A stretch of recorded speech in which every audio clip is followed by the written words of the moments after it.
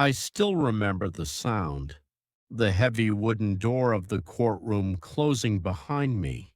It was the kind of sound that reminded you you'd gone too far, that you'd taken one wrong turn too many. It echoed through the cold hallway and straight into my chest. That day, I wasn't just a man standing before the law. I was a man standing in front of his past, and in front of someone he never thought he would see again. When I lifted my eyes toward the judge's bench, my breath simply stopped. It was her, Emily Carter, my childhood best friend, my only comfort during the darkest days of my youth, my first love. And now, a judge staring back at me with eyes full of memories we both tried so hard to bury. When we were young, Emily and I were inseparable. She was the girl everyone admired. Smart, kind, disciplined, the type of kid teachers trusted with every responsibility. And me, I was the quiet kid with worn out shoes and a home that felt empty most nights. My father passed away early. My mom worked double shifts, and I learned from a young age that loneliness had a sound.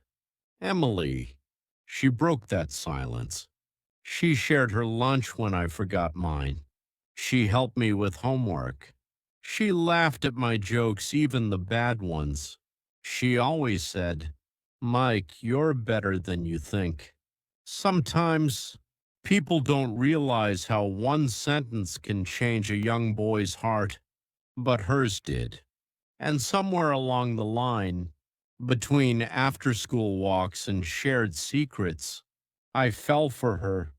Of course, I never told her. I was just the boy from the broken home, and she was meant for something brighter. But she stayed by my side until graduation pulled us apart. She left for the city, for law school and a future she deserved. And before she got on that bus, she looked me in the eyes and said, "Promise me you'll stay out of trouble, Mike. Promise me you'll take care of yourself." I promised, but I didn't keep it. Life after high school wasn't cruel all at once. It chipped away at me little by little. Bills piled up. Work was unstable. I drank more than I should have. I trusted people I shouldn't have trusted. And the world, in its quiet but merciless way, showed me how easy it was to fall and how hard it was to climb back up. My closest childhood friend, David, was deep in trouble. He came to me one night, sweating, shaking, desperate. "Mike, man, I need help. Just this once." It was supposed to be simple, carrying a few boxes from one place to another. I didn't ask questions. I didn't think. I needed the money. Turns out, the boxes were part of something illegal, and when everything went wrong, David ran. I didn't. I took the fall. One night I was a free man. The next, I was just another criminal in a county jail. Emily would have never recognized the person I had become. And honestly, neither did I. 20 years passed. 20 long, heavy years. I worked odd jobs. I tried to stay clean. But life has a way of knocking you down. Just when you've barely gotten back on your feet. A bar fight. Wrong place, wrong time. A shove, a punch, someone gets hurt. And suddenly I was facing charges again. But nothing, absolutely nothing, prepared me for the sight of the judge that day. There she was, Emily. Her hair was pulled back, her black robe crisp and dignified. She looked exactly the way I imagined a judge would look, except her eyes. Her eyes were still the same, warm, curious, full of the empathy she carried as a child. But now there was something else too, sadness. She recognized me instantly. Michael Hayes? She whispered my name like it carried 20 years of history. And I swear, every wall I had built inside me collapsed in a single heartbeat. Emily read my file slowly, page by page.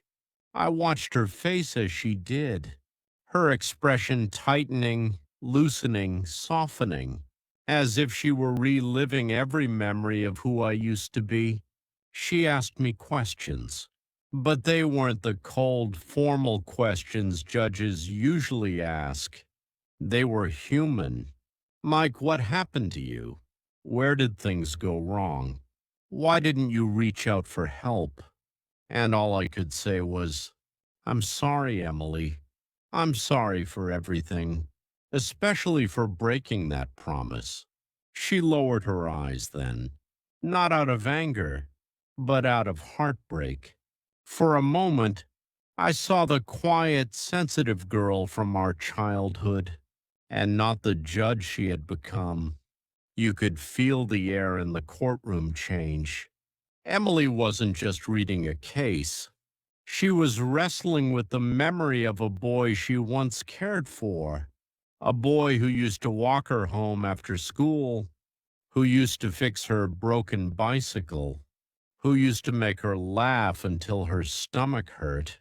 But she was also a judge, a woman who swore to uphold the law, and I could see that the line between duty and emotion was tearing her apart. She excused herself for a moment, stepped away from the bench, and closed her eyes. When she returned, her voice was steady, but her hands trembled slightly. Michael Hayes, she began, and I braced for the worst. But instead, I heard something I never expected.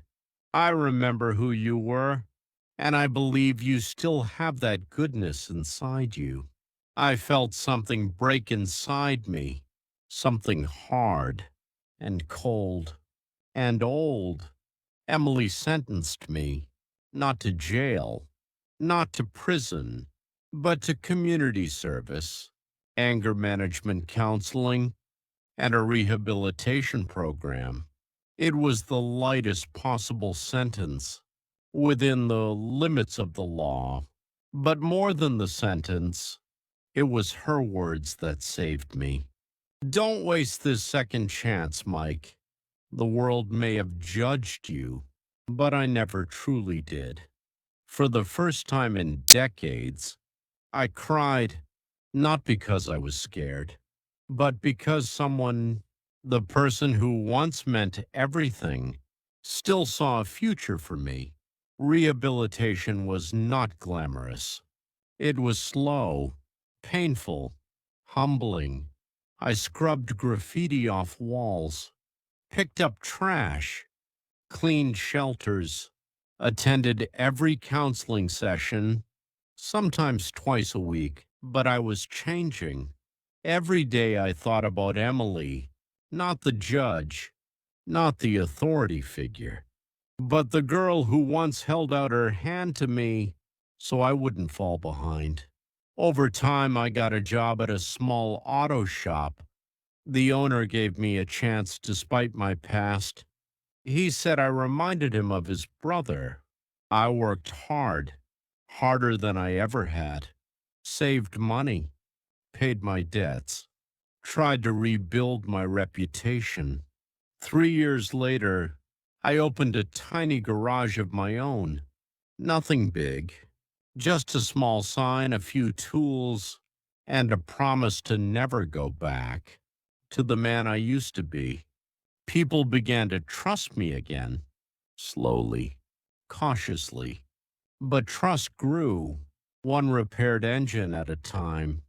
One quiet evening, after closing the shop, I sat at my desk and stared at a blank piece of paper. I wanted to thank Emily, properly, not with words in a courtroom, but with the truth she deserved. So I wrote, Emily, you once told me to stay out of trouble. I broke that promise. But because of you, I learned how to make a new one. Thank you for remembering the boy I used to be and for believing in the man I'm trying to become. I never got a reply, and that was okay because she had already given me everything I needed: hope, direction, the belief that it's never too late to stand back up. Sometimes, when I close the shop late at night and the street is quiet, I still think about her, not with regret, but with gratitude. Because some people walk into your life and stay for a moment, and some people, even if they leave you with something that lasts forever. Emily was that person for me. She saved me twice, once as a boy and once as a man. And for the rest of my life, I'll carry that gift with humility and pride.